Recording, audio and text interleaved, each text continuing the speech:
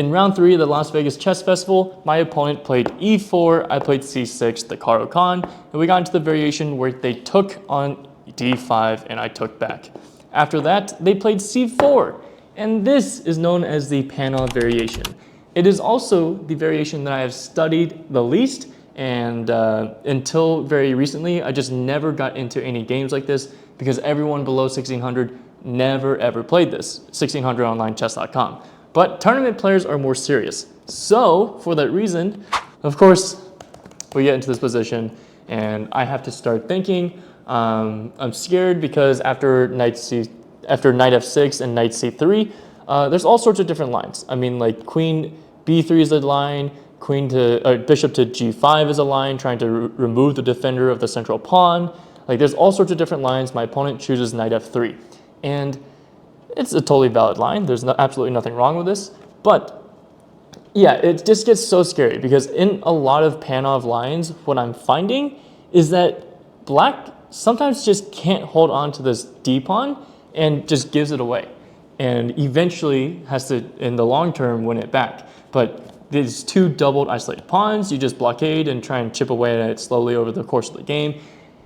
It's very, very annoying to deal with. What do we get in this one? I fianchetto out my dark square bishop. They play bishop to d3, and I castle. By the way, I was actually playing in the top board section because I guess at this point in round 3, both my opponent and I were 2 for 2. If you haven't seen the recaps from rounds 1 and 2, check those out in the description below. We were in the top board, so there's a whole playing hall. And then in the very front of the playing hall is a partition. And past that partition is all the top boards. So you see all the top people who are grandmasters, international masters, FIDE masters, national masters, and then you see one board per under rating section. Like every rating section has one top board on that side of the partition as well. And I was there, I had my little name tag and everything, kind of crazy. So not only was I playing unfamiliar opening territory, I was also playing in physically an unfamiliar territory. Like I was like, what am I doing up here? Like, do I really belong? Either way, we go with knight c6. And after the rook centralizes, I take on a c4. And I know there's some sort of move order, but at the end of the day, the bishop has already moved once. Because I take on c4, two things are happening. I'm winning half a tempo because this bishop has to move a second time. But secondly, I give white an isolated pawn. So white's probably going to try and play actively using the open lines because they have an isolated pawn. And meanwhile, what I should be trying to do is blockade that pawn and then go trade everything down. You'll see that, you know, e6 trying to counteract the light square bishop. And after bishop g5, I just played knight a5 to hit the bishop. And on second thought, I don't know why I did this. I think I completely overlooked the idea of knight to e4. I was so focused on trying to develop my pieces that I played bishop b7, but I was getting really worried about queen to d2 because at some point I probably want to play like h6 to kick this bishop away. I'm not really sure if I ever want to play g5. Like it seems like it might be weakening around the king. I remember because I wanted to play knight e5 because I did not want the bishop and the queen to stay on this diagonal if I ever were to play h6 and g5.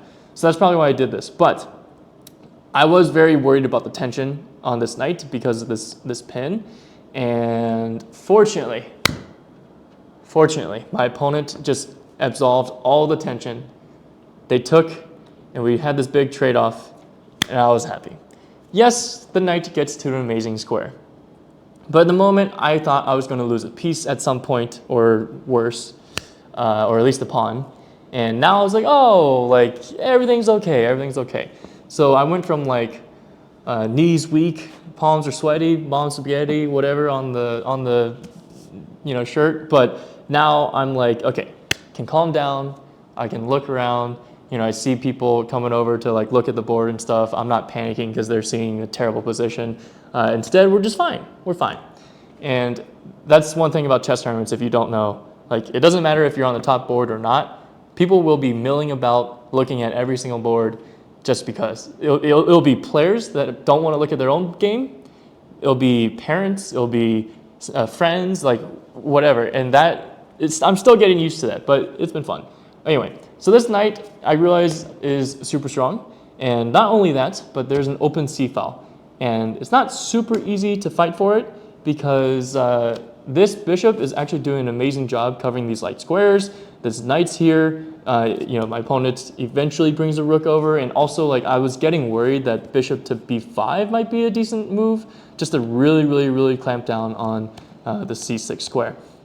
So we kind of fought over, especially after queen to e7. I wanted to make sure that if my knight were to move, I was not going to hang the a7 pawn. Obviously my bishop's in the way right now, but I could see some of that moving, changing in the future, especially because I wanted to, like I said, with the isolated pawn, blockade it.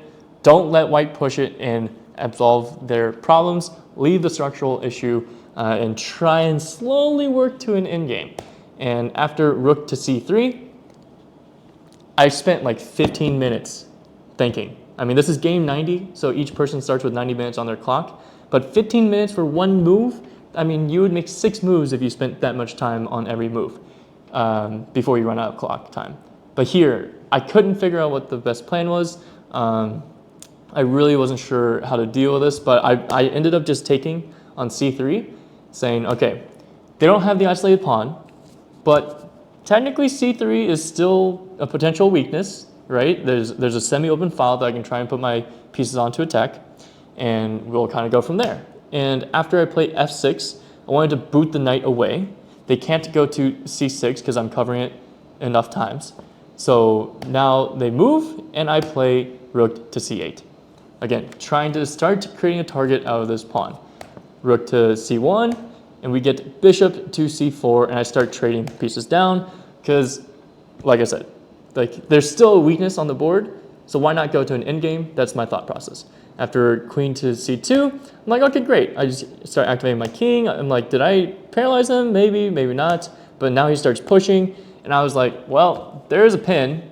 I'm giving him a pass pawn, but at the same time, like, I don't think I'm that worried about it, and I can always blockade it immediately, which is what I do. So queen to b2 to go and hit the pawn. And I'm going a little bit fast, by the way, because I'm about to play round 7. So just, round 7 starts in like 2 minutes. So anyway, a6, and we get d5 pushing. And I was surprised by this, but I ended up taking, and then playing queen to e5, allowing or inviting this trade-off. This trade-off is apparently a mistake. The most natural move is just to take with a knight. And that's exactly what I did. But I still don't understand why f takes e5 is winning. Like it's minus 1.5 for black, and I couldn't quite figure it out. But if anyone has an idea, please let me know in an explanation in the comments. I just took back. This is dead even, and I pushed a5. They pushed f4, and here another chance. Instead of taking and taking, knight c6, keeping the tension. If they take, that's clearly winning because now I just bring my king over. I bring my king over, I win the pawn, and then I'm up a 2-on-1 on the queen side, and I just go and march and win. But yeah, that's not what happened. Again, hey, I was feeling the pressure, I was feeling the nerves.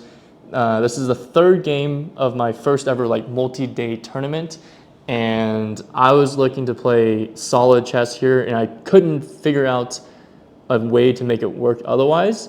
And to be honest, yeah, I just, let's see, after f4, I spent a solid like 5 minutes and just went with the safe route here. I took, they pushed, and I bring my king forward. White does win a pawn back, but at this point, I go win the a pawn, and I try and find a way forward. I know that they're going to come through and take on the a7, and here I was trying to figure out a way, could I sacrifice the pawn and somehow get my king to escort this pass pawn forward? The issue is that it's a big risk. If you drop the pawn and maybe even a second pawn, and white has these 2 pawns and black just has 1, it's a big risk to take, and I just thought that white's rook was too active and would just give too many checks and at least secure a draw anyway. So we kind of danced around, and then at this moment, rook a3 check, and we drew. Quite a display with 94% accuracy from both of us, and we were on the top boards, and we were playing like top players.